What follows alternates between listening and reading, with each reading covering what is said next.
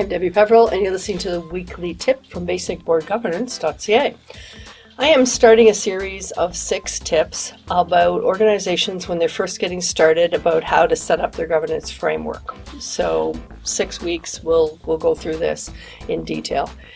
So the first one that you're thinking about when you're setting up a new not-for-profit is taking a little care before you start operating to figure out what you're trying to accomplish here. You know that joke, ready, aim, fire. You definitely want to do it in that order. Figure out what you're doing before you get started. So the key questions that we want to ask and answer in that situation is, why does this organization exist? Of all the organizations that are kicking around, why do you need to have this one? What is the particular purpose here? Who does the organization serve? These are important things to know. Who are the stakeholders, if you're using that kind of terminology? What problem are you solving?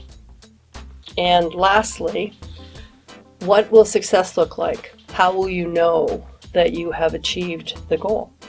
And I've talked about this before. I've talked about all governance things before. And the example I've used before is food bank. Food bank gets set up to alleviate hunger. How will they know when they've accomplished their goal? When they're not needed anymore. That's a fairly clear example.